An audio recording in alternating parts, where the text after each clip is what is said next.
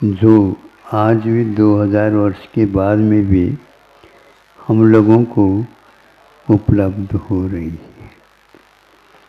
आखिर इसी का नाम एक प्रकार से हम लोगों का उनके साथ एकमिक होने का सौभाग्य प्राप्त होता है।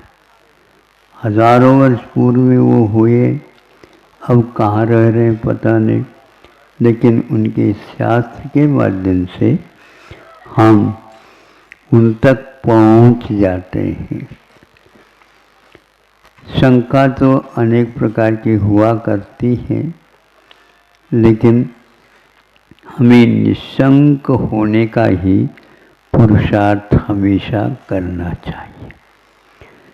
एक सूत्र आया, वह आहारक शरीर छठे गुणस्थानवर्ती मुनि को ही होता है। मुनि को कह देते, प्रमत्त से क्यों कहा? कि शंका करने वाला शंकालु होता है, उसको एक प्रकार से संक्लेश परिणाम होता है। हमें भी संक्लेश होता है, लेकिन प्रमत्त संयत दो आहारक शरीर को बनाने वाले हैं, उनको विशेष संक्लेश होता है। हाँ, इसलिए विशेष संक्लेश के कारण ही उनको छठे गुणस्थान में होता है। उत्तर सुन रहे हैं, शंका कर रहे हैं, ये सारे के सारे उसमें ही रह करके करते।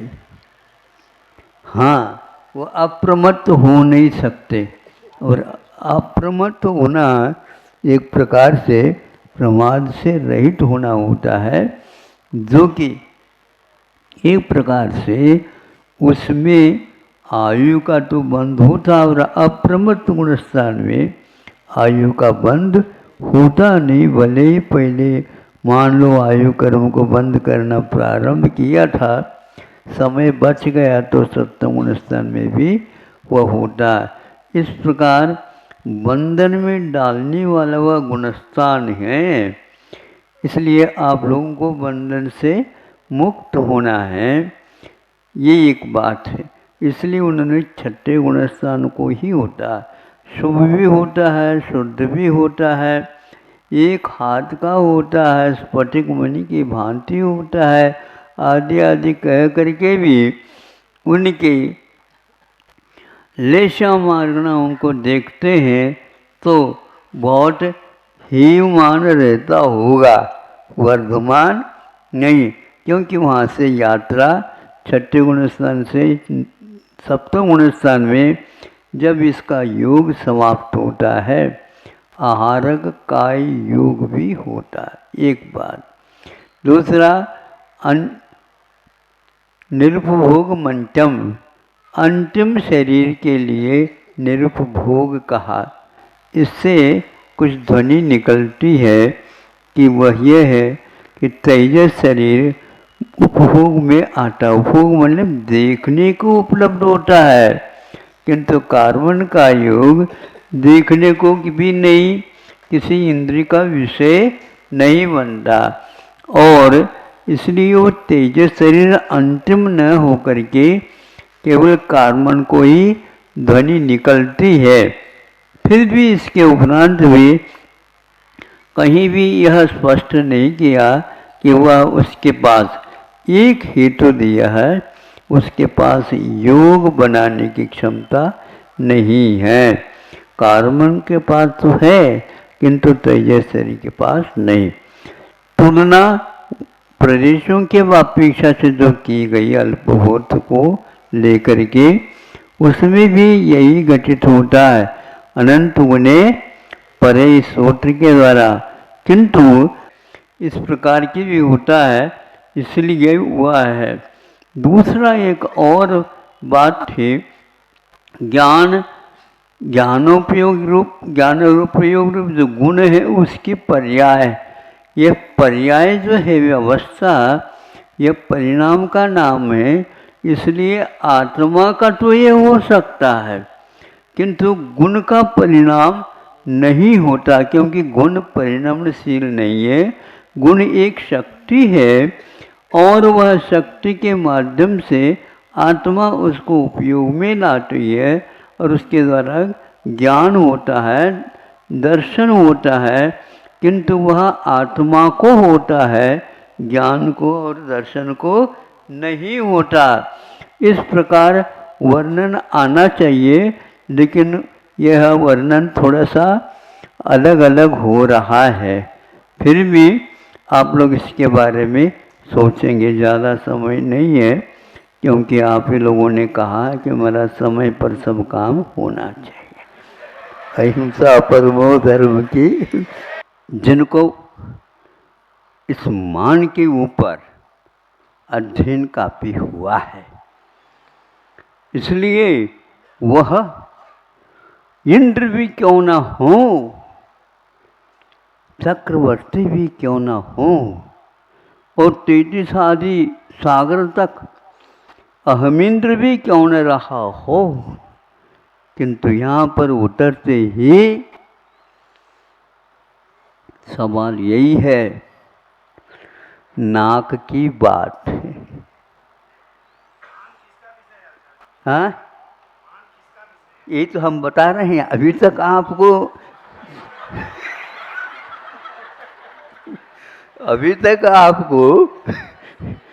मन किसका है, क्या है, पता नहीं। कैसे जी रहे हो आप?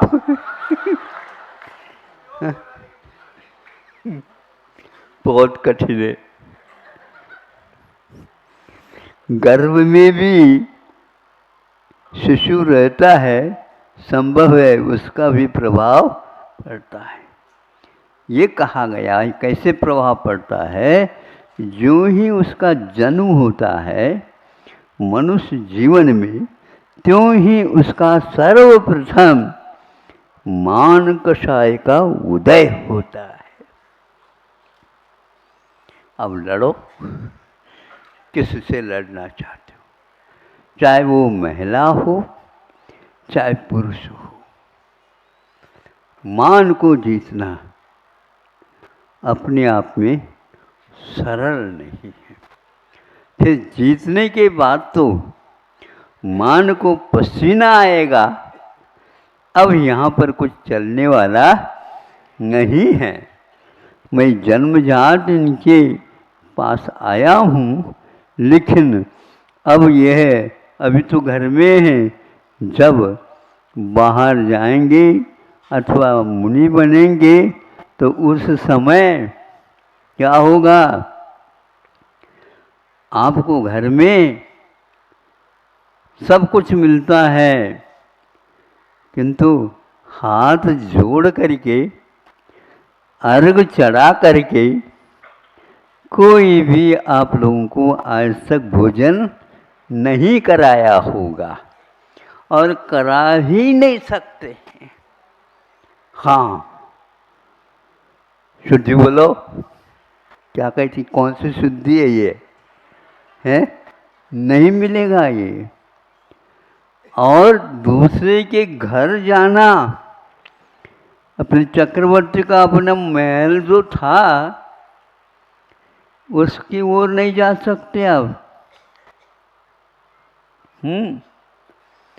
और उसके सामने से बिना रुके, फिर बिना रुके महाराज श्रावक लोग कैसे दिखेंगे? सब दिखते हैं। कैसे दिखते हैं? वो कुछ न कुछ कहते हैं, रुकिए महाराज, रुकिए, रुकिए महाराज, हमारी कौन सी गलती है? आप आगे बढ़ रहे हो। अब कहने में क्या बात, इसके बिना बिकता नहीं माल। तो यह इसके उपरांत नवदा भक्ति होती है, वहाँ पर कोई नहीं कर रहा हो तो उसके लिए क्या करें? क्षमा करें? नहीं, उनमें से कोई भक्ति रूप छूट गई हो तो उसके ऊपर दया करके एक आध बार मुख से नहीं, पहले सर्वप्रथम वो पूजन कर जाते हैं कभी कभी। तो हमने कहा आज तो 8 भक्तियां हैं, 9वीं भक्ति नहीं है।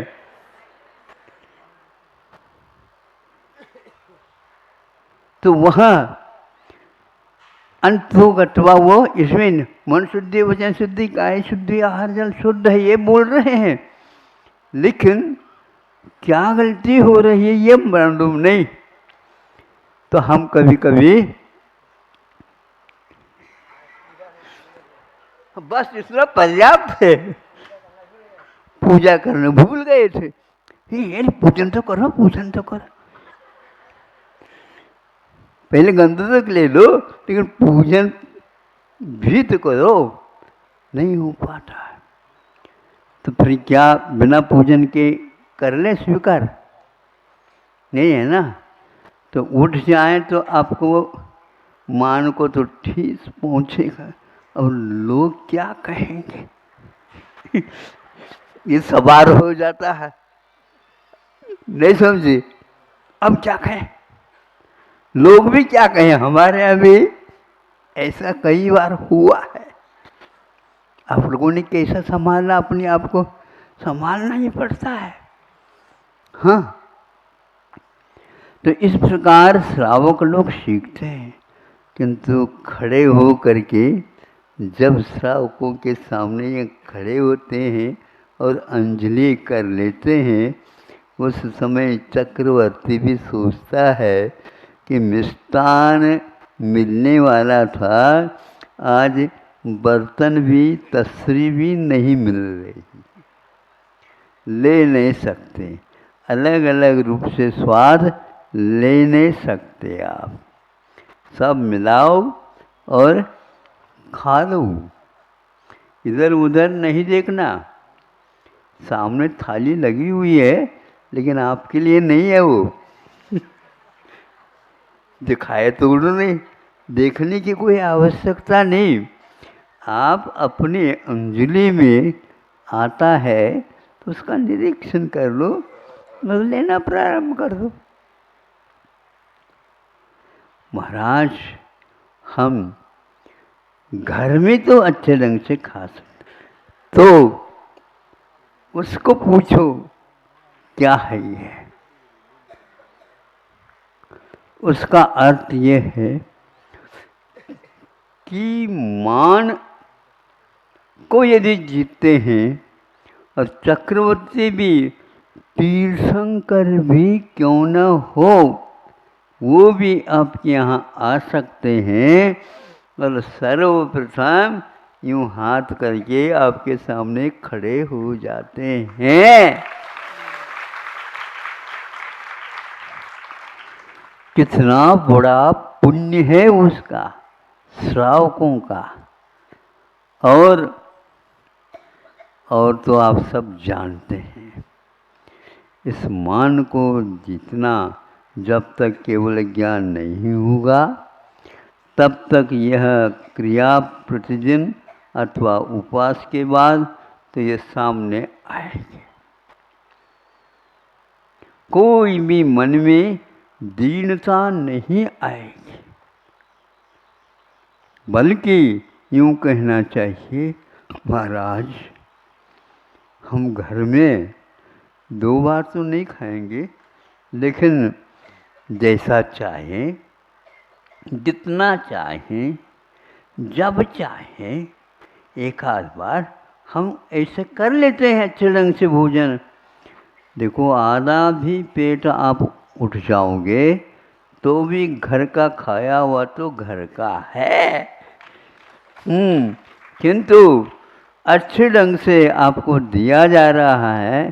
श्रावकों के यहाँ क्या पता ये लोग क्या सोचते होंगे, वो क्या सोचते हैं, आपको सोचना है। किंतु महाराज लज्जा आती है, लज्जा आना चाहिए, लेकिन लज्जा आकर के भी एक दिन का काम तो है ही नहीं, प्रतिदिन का काम है। तो इसलिए उसको शांतिपूर्वक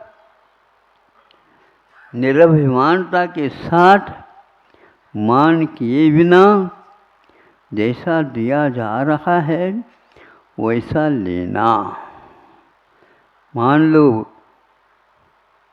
रोटी दे रहे हैं, पानी की कोई पूछ हो नहीं रही, अब क्या करें?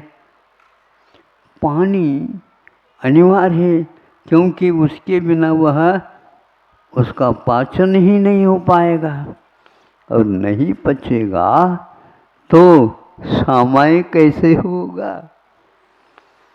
और गर्मी पड़ती है तो फिर इसका निवारण कैसा होगा? कर्म कर्म पर ये सारी समस्या सबके सामने आती है। यह सबसे बड़ा मान को कीलित करने का उपाय है। कौन सा? कि यूं श्रावक, अच्छा, श्रावक के घर में चले जाते, ले तप बढ़ावन, तप की वृद्धि के लिए ये लिया जाता है। और कितने भी वहाँ अपने लिए असह्य हो तो भी सहन करते हुए 22 परिचय होते हैं, वे सारे के सारे काम में आते हैं। अब हम किसी से बनेंगे नहीं। महाराज हमारी एक बात तो सुन लो। यहाँ सुनना नहीं है, सुनाना है। यदि सुनना है तो सुना दो, नहीं है तो हमें फुर्सत नहीं है। आप जा सकते हो, अथवा कहने की भी कोई आवश्यकता नहीं। यूं देखना प्रारंभ कर दिया, ये अपने कार्य में व्यस्त हो गए। आप जल्दी मन कहीं कुछ गड़बड़ तो न कर ले, इसलिए इसकी बातों में आ जाते हो। आज का यह रवैया नहीं है, अनंत काल से होता आया है। ये 5 इंद्रियों का विकास आपके लिए इतना खतरा पैदा नहीं करता जितना कि मन के कारण खतरा होता है। और मन की खुराक है मान।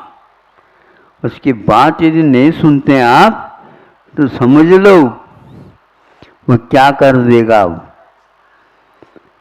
इसलिए आपको चाहिए मन के ऊपर नियंत्रण करना ही मोक्ष मार्ग है। और 22 परिचयों में सत्कार, पुरस्कार, आक्रोश परिचय हैं, अज्ञान और ज्ञान, ये सारे जो है, प्रज्ञा और अज्ञान, ये सारे के सारे परिचय हैं। और इनमें मन ही काम करता रहता है। अरे महाराज के लिए भी वो ऐसे ऐसे कह रहे हैं, तो कैसे कहें बताओ? कैसे कहें? कहेंगे क्या बात हो गई? दुनिया है, इसको सुनो। इसलिए एक स्थान पर कहा है हम उपवास करते हैं, ठीक है, इतना ही ठीक है। उपवास करने के खेल है क्या? उपवास हम करते हैं? नहीं।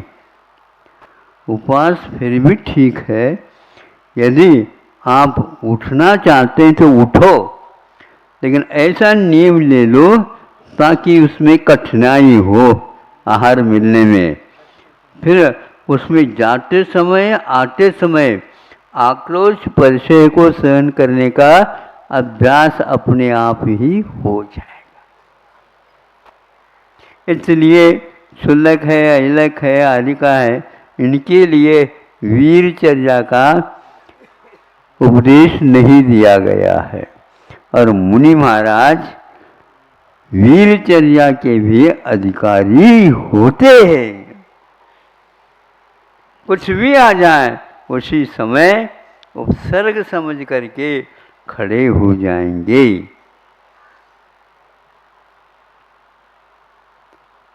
ऐसा क्यों होता? ये तो नियामक है। मुनि बनने के बाद 4 प्रकार के उपसर्ग 22 परिचय सहन करना, ये पाठ्यक्रम है। और ये ध्यान रखो, इस पाठ्यक्रम को पूर्ण करने के लिए कोई पाठशाला की आवश्यकता नहीं है। और इसके लिए आप पास होना चाहते हैं इसमें, तो अवश्य ही आप पास हो सकते हैं। कोई ऐसी किताब मिल जाए और उसकी नकल भी कर लो, कोई बात नहीं, हम आपको मना नहीं करेंगे।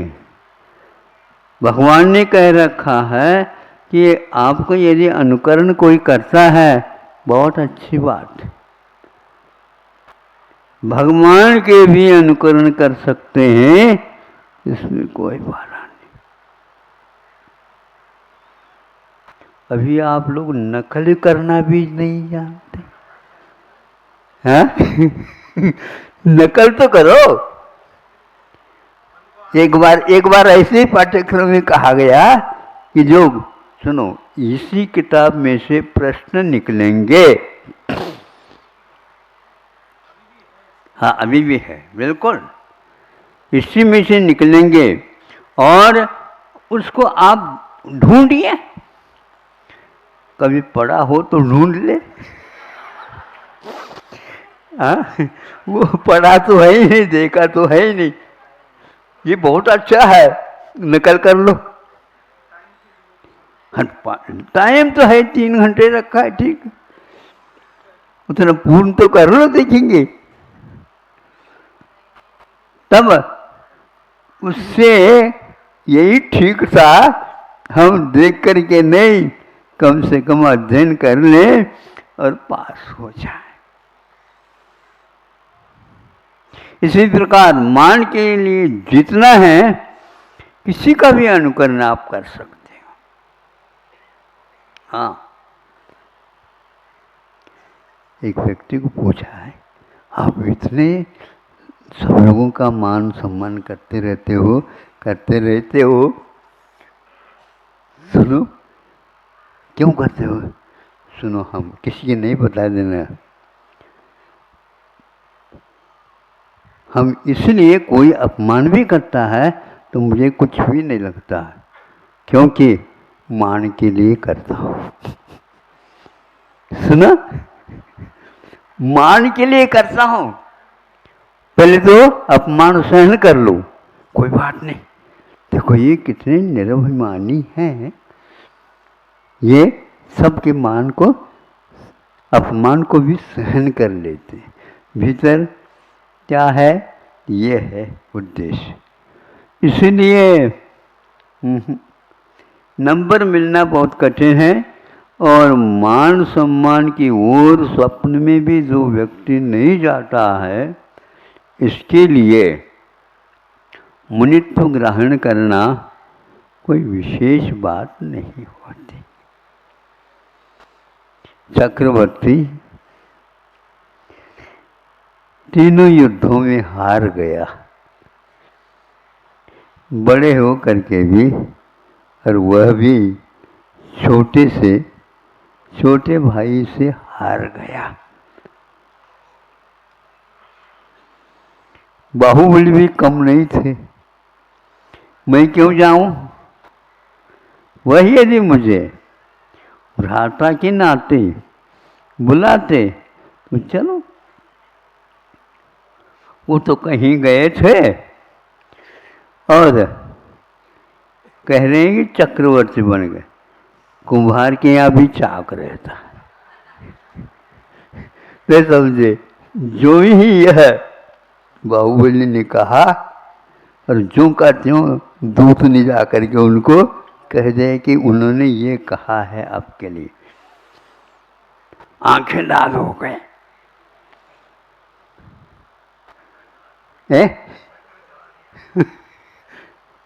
चक्र, कोई बात नहीं, ध्यान रखो, चक्र को भी सोचना पड़ेगा।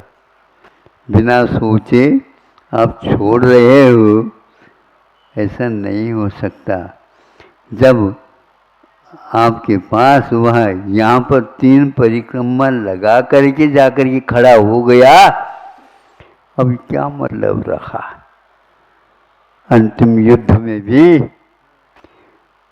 मिला नहीं। दरबार में या भीतर राज्य में प्रवेश करने के लिए प्रवेश तो कराओ किसी प्रकार से सेनापति जी, किसी की वश की बात ही नहीं। एक ही मात्र इसका उत्तर है और वह आपके अनुसार ही होगा।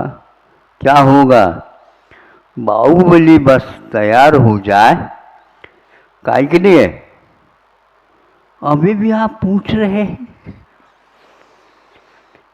आप उनसे भी यदि जीतोगे तो यह चक्र भीतर पहुंचेगा, नहीं तो भूल जाओ आप। कैसा लग रहा होगा युग के आदि में? बाहुबली को इससे कोई मतलब प्रयोजन नहीं था, किंतु बाहुबली को स्वाभिमान तो था। सब में वो सौवा निकले। इनको 500 दोनों से, तो उनको 525 दोनों से। पिताजी से भी 25 धनुष ज्यादा। सभी युद्धों में हार गए, लोगों के सामने हार गए। जो नेताओं को समझाने के लिए अच्छे प्रतिष्ठित व्यक्ति दरबार में रहते हैं, उनके माध्यम से ये समझाया गया। बात समझने की है ही नहीं, मनाने की थी। बाकी ये कथा आप लोगों को ज्ञात है।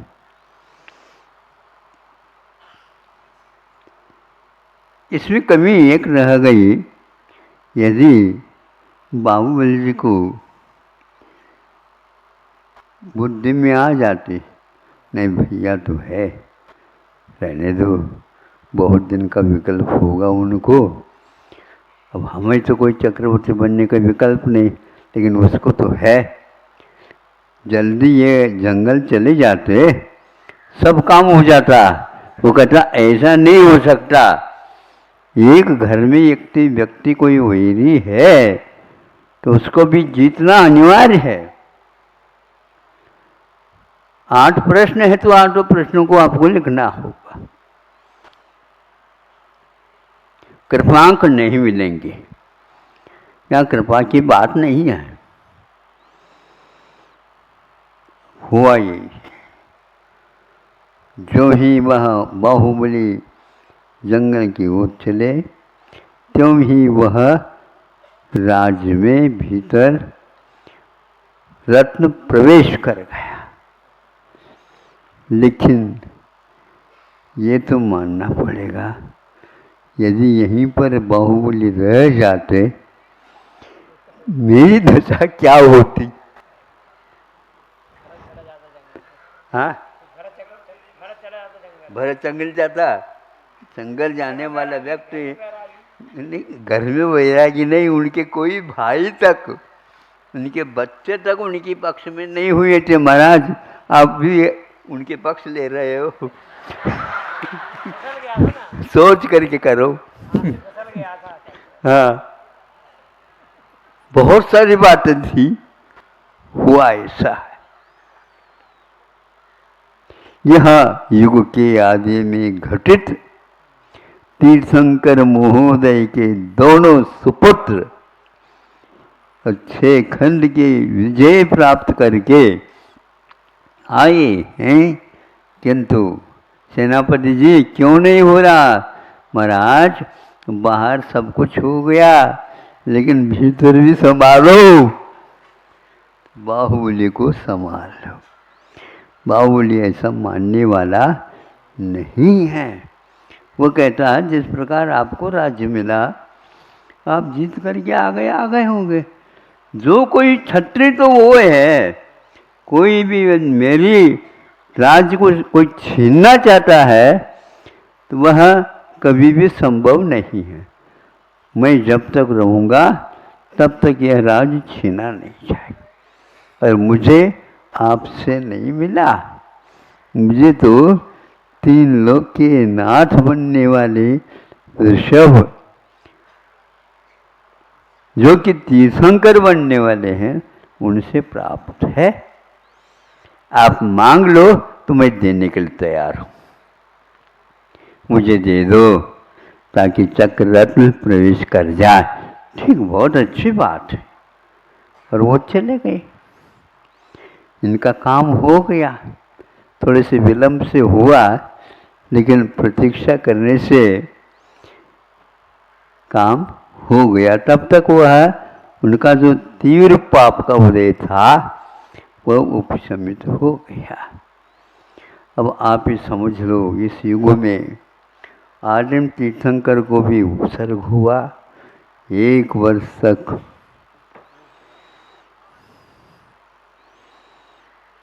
इनकी हार हो गई।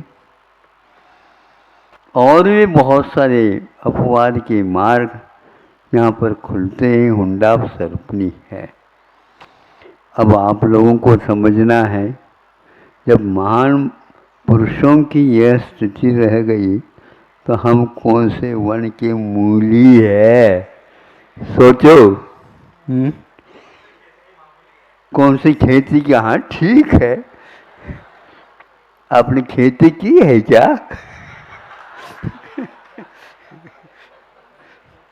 है ही ऐसा ही, मूली के बराबर भी नहीं है। इसलिए उनके वंश में बहुत सारे उनके पहले ही चले गए हैं। बाहुबली को इस युग में के आदि में प्रथम मोक्ष मिलने का सौभाग्य प्राप्त हुआ। 2 और भाई थे, अनंत भी जादेगा, वह 63 सला का पुरुष में नहीं आते। ये आदिम तीर्थंकर के सुपुत्र आदमी कामदेव थे। इसको पुरुष भी और महिलाएं भी देखते देखते थकते नहीं थे। स्वयं भरत जी को भी आकर्षण का केंद्र जो था कामदेव थे। ऐसा रूप, ऐसा लावण्य, ऐसी क्षमता, ऐसा सब कुछ गंभीरता आदि उन्हें प्राप्त थी। और उन्होंने 1 वर्ष तक खड़े हो गए, लेकिन बैठने का सवाल नहीं उठता। आज वह मिसाल है। केवल ज्ञान ही प्राप्त होना पड़ा, किंतु उनको आहार के लिए उठने का कोई अवसर ही प्राप्त नहीं हुआ। 1 वर्ष तक एक स्थान पर निराहार उपवास किए। 1 वर्ष तक। ऐसे बाहुबली भगवान को नमस्कार है। धन्य है आपका जीवन, धन्य है इन सब लोगों का। ये सारे के सारे तीर्थंकर के वंश वाले मुक्ति को जाएंगे, लेकिन जाते जाते ये भी करामत दिखा करके जाना था, और दिखा दिया और चले गए। संसार की दशा क्या बताते, आपको समझ में आए तो नहीं आ सकती। ये भीतर से कुछ ऐसी प्रेरणा मिलती है जो हम लोगों को प्रेरित करती है। बाहरी निमित्त तो बाहरी निमित्त है, इतना ही पर्याप्त समझता हूँ। अहिंसा परमो धर्म। प्राय सब लोगों की ये धारणा है आज के इस पंचम काल में भरत और ऐरावत क्षेत्रों में मुक्ति का निषेध किया गया है। यह एक प्रकार से अपवाद का विषय है। ये तो होता है, यहाँ पर मुक्ति नहीं होती, लेकिन भरत क्षेत्र मात्र में मुक्ति नहीं होती, यह ठीक नहीं, क्योंकि जहाँ पर विद्याधर क्षेत्र हैं वहाँ पर आज भी मुक्ति का द्वार और मुक्ति जाने का आने का खुला है। विद्याधर क्षेत्रों में एक प्रकार से हमेशा भरतखंड का ही वह हिस्सा है, लेकिन हमेशा चतुर्थ काल ही बरसता रहता है। वहाँ पर गुणस्थानों का विवेचन किया है तो पंचम गुण स्थान तक उनके घर में रह करके भी अनेक प्रकार की आराधना अधिक कर सकते हैं, विद्या अधिक सिद्ध कर सकते हैं, किंतु इसके ऊपर के गुणस्थानों को प्राप्त करने के लिए उन विद्याओं का त्याग करना अनिवार्य होता है, क्योंकि वहाँ पर भी मुनि महाराज हमेशा बने रहते हैं। अकृत्रिम चैत्यालयों की वंदना करने के लिए भी आना जाना उनका बना हुआ रहता है। इस प्रकार भरत और ऐरावत में भी आज ऐसे मुनि महाराज हैं जिनका हमें दर्शन नहीं होता है। फिर वहाँ पर विद्याधर क्षेत्र में हम चले जाएं, यह संभव नहीं है। संभव तो है, लेकिन उन पुण्य पुरुषों के लिए संभव है। जब विदेह ही नहीं जा सकते, विद्याधर लोक में ही नहीं जा सकते, ऐसी स्थिति में यह एक प्रकार से है तो पुण्य यहाँ पर भी, लेकिन इस साथ से पुण्य नहीं होता। एक प्रथमानुयोग का और विकल्प मिलता है। आज कल्पवासी देव यहाँ पर नहीं आते का अर्थ यह है 63 शलाका पुरुषों का यहाँ पर बनाए रहना आवश्यक है। उनमें वे कल्याण अधिक करने के पीछा से आते रहते जाते रहते, इसलिए उनको विमानवासी अथवा कल्पोपन्न माने जाते हैं। यानी उनको विशेष रूप से मान सम्मान प्राप्त है। ते कृष्णाः वे लोग पुण्यात्मा माने जाते हैं। मिथ्या दृष्टि भी जन्म ले सकता स्वर्गों में, किंतु सम्यक दृष्टि यदि जन्म लेगा तो अन्य किसी देवगति में वह न जा करके केवल कल्पवासी होता है। इस प्रकार की यह विशेषता है। इसी प्रकार वहाँ तृतीय पृथ्वी तक ही देवों का आवागमन होता है। वहाँ पर भी यही है कि संबोधन हेतु अच्छे सम्यक दर्शन की प्राप्ति की अपेक्षा से अपना कोई ऋणानुबंध हो तो वहाँ पर जा कर के उनको संबोधित किया जा सकता है और उनको भी सम्यक दृष्टि बनाई जा सकता है। यह वहाँ पर इसलिए कहा गया है, वहाँ पर देव जा नहीं सकते, इसलिए जाते तो हैं, लेकिन धार्मिक कार्य के लिए ही जाते हैं। धार्मिक अनुष्ठान अपने आप में बहुत महत्वपूर्ण होता है। कोई भी व्यक्ति, एक बार की बात है यहाँ पर कि यहाँ जेल है, जेल होते हुए भी एक ओपन खुला जेल भी होता है। खुला जेल का ऐसा क्यों है? तो ऐसे राजनेता वगैरह होते हैं, उनके लिए भी जेल में बंद करने का आदेश मिलता है, तो उनको विशेष प्रबंध के साथ रखा जाता है। हाँ, तो वहाँ पर एक प्रकार से देवकल्पवासी 16 स्वर्ग से भी नीचे आकर के रावण को इत्यादि को संबोधित करने का प्रतीन्द्र जीव ने किया था। प्रतीन्द्र जीव ने किया था, तो वहाँ से यहाँ आया और उसने संबोधित किया। जब यहाँ पर था उस समय तो उसने पंचेंद्र के विषय में निर्लोपता दिखाई, और वहाँ पर जाने के उपरांत उसको संबोधित किया। उस समय भीग करके रावण कहता है कि हमारा ये खोटा भाग्य है, मैं अभी वहाँ पर आप ले जाना भी चाहोगे तो नहीं जा सकता, नहीं आ सकता। सीता के जीव ने उसको बहुत प्रयास किया, लेकिन ये काम नहीं हुआ। क्यों नहीं हुआ? तो इसी प्रकार के निकाचित कर्मों का बंध होता है, तो ऐसी स्थिति में अच्छी वस्तु का लाभ नहीं हो पाता। समझ लो, नरकों में भी उपदेश होता, किंतु नरकों में उपदेश होते हुए भी नारकी को कभी उपदेश दे नहीं सकता, क्योंकि यही तो दुर्लभ है।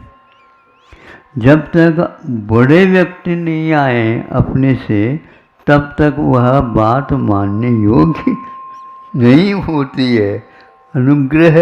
अनुग्राही भावात, वहाँ पर एक के ऊपर अनुग्रह करो, नारकी के ऊपर अनुग्रह नहीं कर सकता।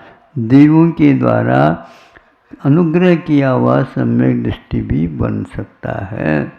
इसलिए आप लोगों को ये जो दुर्लभ मिल रहा है, ये बहुत ही विशेष रूप से पुण्य का उदय है, तो आज यहाँ पर उपलब्ध हो रहा है। देवों की भी यही दशा है, वहाँ पर भी कोई मुनि महाराज जा नहीं सकते। वहाँ पर जाकर के कोई मुनि महाराज सामायिक आदि को बहुत अच्छा हो जाएगा, वहाँ नहीं जा सकते। क्यों नहीं जा सकते हैं? वहाँ पर केवल वज्र से नाराज संगन वाला भी नहीं, वहाँ तो वैकृतिक शरीर वाले ही रहते हैं, और वहाँ पर कौलाहार नहीं चलता है, इसलिए वहाँ पर भोजनालय नहीं बने। बिल्कुल है ही, व्यवस्था है ही नहीं वहाँ पर, कोई भी नहीं। ऐसा क्यों? वहाँ अमृत का आहार होता है, केवल ग्रास बना करके नहीं खाया जाता, और वो भी बहुत वर्षों के बाद होता है। एक एक सागर वर्ष के लिए 1,000 वर्ष नियुक्त किया उन्होंने, तो 33 सागर तक वह रहते हैं, किंतु 33 पक्ष हो गए, इन्हें 16.5 वर्ष तक वे आहार नहीं करते। श्वास के लिए उन्होंने अलग आता है। इतने दिन के बाद श्वास लेते हैं, तो यहाँ पर श्वास बार बार लिया जाता है, इसलिए यहाँ पर आकुलता रहती। श्वास लेने की पद्धति 13वें गुणस्थान तक चलती है। श्वास प्राण माना जाता है, जिसके द्वारा यह जीव टिका हुआ रहता है।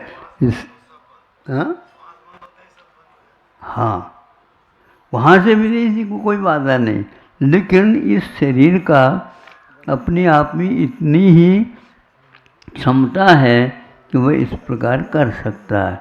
लेकिन यहाँ संगणन होने के उपरांत भी वहाँ संगणन नहीं रहता है।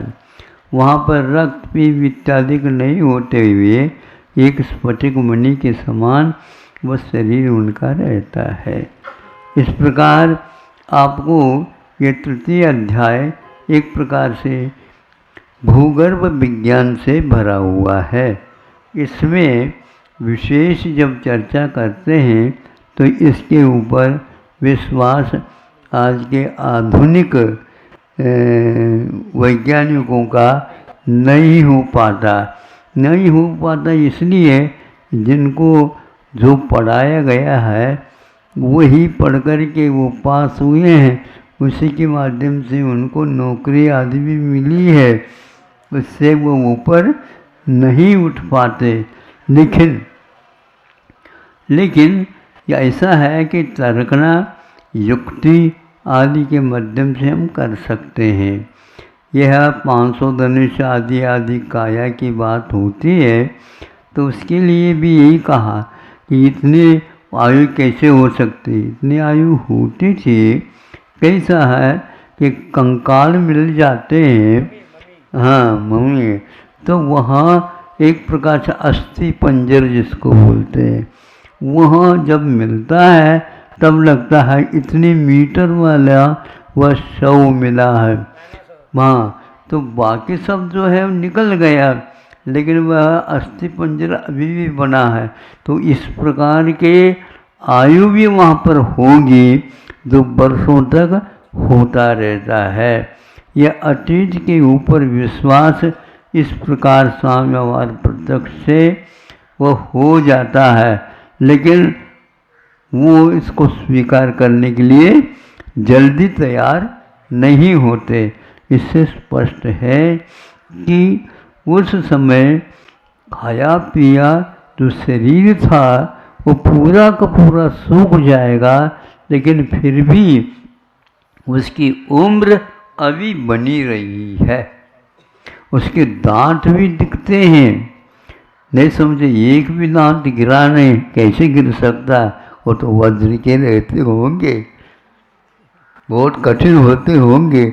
इससे शास्त्र के ऊपर श्रद्धान हो जाता है, और शास्त्र में जो लिखित विषय हैं वो निश्चित रूप से किसी भी प्रकार से नकारने योग्य नहीं है। लेकिन उसमें भी जिसको दुर्लभ तत्व की प्राप्ति होती है, वही एक प्रकार से एक दुनिया एक तरफ हो जाए तो होने दो, लेकिन मैं तो इसके ऊपर श्रद्धान करूँगा। ऐसा रेवती रानी आदि के माध्यम से ये ज्ञात होता है कि हर एक व्यक्ति इसको पचा नहीं पाता, लेकिन फिर भी वह 16 स्वर्ग से आकर के संबोधित किया है। ये बहुत ही, हाँ, इसमें मतभेद हो सकता है। वहाँ से कोई भी व्यक्ति शुक्ल निशा के साथ कैसा आएगा, शुक्ल निशा के साथ ही आए ऐसा कोई नियम एक ग्रंथ में तो मिलता है, किंतु वह प्रतीन्द्र जीव है। इंद्र में भी और भेद करते इंद्र सौदर्मिंद्र आदि हैं, प्रतीन्द्र जो है उनके असिस्टेंट के रूप में सहयोगी रह सकते हैं। तो वहाँ पर वह इंद्र नहीं बना 16 स्वर्ग का, किंतु प्रतीन्द्र बना है। इस अपेक्षा से वो वहाँ से यहाँ आ जाए, संबोधन कर ले, इसमें कोई बाधा नहीं होती है। रावण को वहाँ पर तो बुद्धि आ गई, लेकिन यहाँ पर वह मानने के लिए तैयार नहीं था। यह क्षत्रियता का ही एकमात्र धमाका है। क्षत्रिय होता है वो व्यक्ति जो कुछ कह देता है उसको वह करके ही रहता है, इसलिए अंत तक वह ऐसे इसमें भी बना रहता है। ज़्यादा न लेकर के इतना ही मैं कहना चाहूँगा कि वस्तुतः हमें दुर्लभ क्या है इसको देख करके, अजीव में भी दुर्लभ होते हैं, लेकिन जीव में जो दुर्लभ होता है वो बहुत महत्वपूर्ण माना जाता है। आप लोगों के लिए जो कुल मिला है, अथवा यह भरतखंड मिला है, अथवा यह चतुर्थ काल या पंचम काल में मिला है, जिसमें मुक्ति भले ही यहाँ पर ना हो, किंतु मार्ग तो विद्यमान है।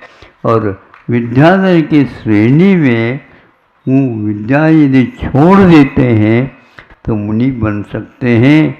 ध्यान रखो, विद्या रिद्धि आदि एक प्रकार से मोक्ष मार्ग में काम नहीं करते हैं, क्योंकि वो परिग्रह की कोटि में आ जाते हैं और भी कथाएं बहुत सारी हैं जिनके माध्यम से हमें ज्ञात होता है कि वर्तमान युग में भी वही बातें लिखी गई हैं तो सर्वज्ञ के द्वारा बताई गई है। इसलिए बुद्धि समाधि निदानम कहा है। बुद्धि का अर्थ होता है रत्नत्रय, समाधि उसकी एकता का नाम है जो हमारे लिए सद्गति का पात्र बना देती है। अगले भव में भी आप मुक्त हो सकते हैं अथवा विद्याधर लोक में जन्म लेते तो आज भी वहाँ पर मुक्ति का मार्ग भी है और मुक्त होने की परंपरा भी विद्यमान है। किंतु वहाँ पर यह कल्पवासी देव तो जाते हैं, यहाँ पर कोई भी आते नहीं जाते नहीं। आते भी होंगे तो आपको वो अपने मूल स्वरूप दिखा नहीं पाते और जो आते नहीं यहीं पर रहते हैं उन्हीं से आप लोगों का मुठभेड़ आदि होते रहता है। नहीं पक्का है ये। हाँ, जो व्यक्ति कि भूति कर्म को नहीं मानता है उसको अभी चिकित्सा करने का अंग पूर्ण नहीं प्राप्त है, क्योंकि भूति वह है कि जो उपरील बाधा जिसको बोलते हैं, उपरील बाधा केवल रोग के द्वारा ही होता है ऐसा नहीं, किंतु देवालय के माध्यम से उपसर्ग होता है ऐसा शास्त्रों में उल्लेख मिलता है। मुनि महाराजों के ऊपर भी इसका उपसर्ग इत्यादि होने का उल्लेख मिलता है। इसलिए वह एक प्रकार से सिद्ध होता है कि केवल रोग के कारण ही यह चिकित्सा की जाती है ऐसा नहीं। इसकी चिकित्सा इस प्रकार होती है, मंत्रों के द्वारा, विद्याओं के द्वारा, होम के द्वारा और औषधों के द्वारा और एक प्रकार से जल के द्वारा भी चिकित्सा करके अनेक भयानक रोगों को शांत करने का विधान आयुर्वेद में दिया है।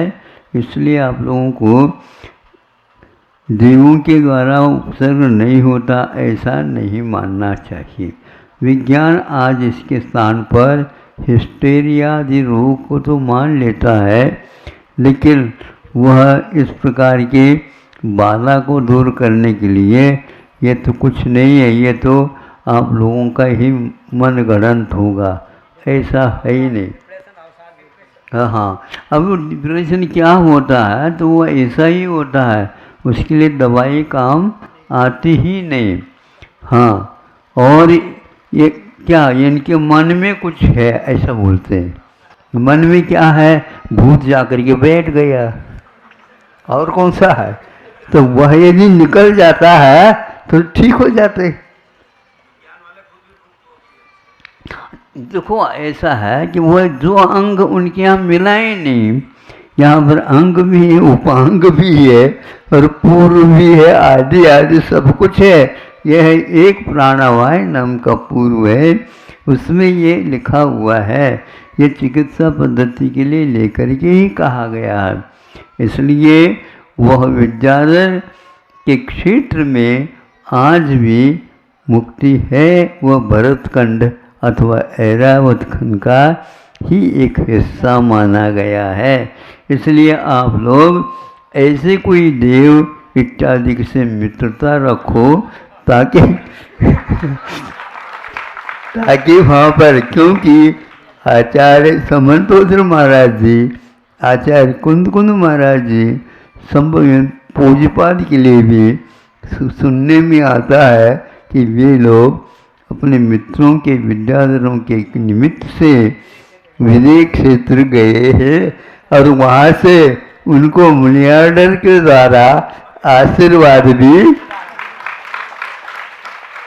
मिलता था, ऐसा उल्लेख मिलता है। ये क्यों वदंती नहीं है, ये अच्छे सज्जन भी कुछ बोल सकते हैं तो वही मानना चाहिए। यह उल्लेख मिलता है, प्रशस्तियाँ भी मिलती हैं।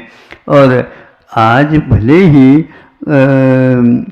हृदयधारी मुनि महाराज नहीं हैं, लेकिन कुछ ऐसे पुण्य के कारण विशेष प्राप्ति हो सकती है। ऐसा 1 हफ्ते तक वहाँ पर उन्होंने सुना और सब कुछ किया, लेकिन उपवास किए, क्योंकि यहाँ पर जिस समय दिन रहता है उस समय वहाँ पर रात हो जाती है। इसलिए रात्रि भोजन का त्याग होने के कारण उन्होंने 7 दिन तक केवल श्रवण करके फिर बाद में यहाँ आए हैं। तभी तो उन्होंने 84 प्राहुणों की रचना की, ऐसा सुनने में आता है, जो बता दिया है। जो बता देने का मतलब लिखा हुआ कथा के रूप में भले ही है। इसी प्रकार आचार्य समंतभद्र महाराज जी के बारे में कहते हैं, ये तो ठीक है, लेकिन सामान्य व्यक्ति के लिए इस प्रकार का सुयोग नहीं मिल सकता है। ऐसे आता है उपसर्गों के द्वारा भी यहाँ का वहाँ पर भूमि जा कर के देव लोग या तिर्यंच आदि पटक देते हैं। वहीं पर अपहरण होने के उपरांत वो रह जाते हैं, वहीं पर मरण को प्राप्त होते हैं। फिर इसके उपरांत वहाँ से वह जहाँ जाना है आयु के अनुसार चले जाते हैं, ऐसा मिलता है। इतना अवश्य है कि 2.5 द्वीप में ही मुक्ति का मार्ग है, अन्यत्र नहीं। यदि अन्यत्र है तो वह संयम तक है, वो भी तिर्यंचों में है। इतना ही संक्षेप से कहना था। आज भी आप मुक्त हो सकते हैं, ऐसे दर्शन कर सकते हैं, लेकिन स्वयं हम लोगों के लिए वो सौभाग्य प्राप्त नहीं होगा, क्योंकि अपना जन्म जो हुआ है वह कर्म भूमि में और विद्यालय क्षेत्र से है। इसलिए मुनि महाराजों को आहार देने में कृत है आदि जो अंतराय होते हैं, दोष लगते हैं, उनका उल्लेख मिलता है। मंत्र विद्या इत्यादि के माध्यम से भी आहार का उत्पादन करके मुनि महाराज जी को निर्दोष आहार देने की पद्धति यहाँ मूलाचार इत्यादि में भी लिखा हुआ है। इससे स्पष्ट है कि विद्याओं और रिद्धियों के बल से, मंत्रों के बल से आहार लेने की पद्धति विद्याधर की कॉलोनी में है, श्रेणियों में है, ऐसा कहा। उनका भी रोचक वहाँ पर व्यवसाय चलता है और वो आज भी चल रहा है। पद्म पुराण में एक खंड में इसका भी वर्णन मिलता है। चक्रवर्ती जब दिग्विजय करके निकलता तो पाताल में भी जा कर के वह उन राजाओं को कहता है कि तुम मांडलिक बन जाओ, ठीक है, नहीं है तो तुम्हारा भला नहीं हुआ। तो वह हाँ कह करके तैयार हो जाता।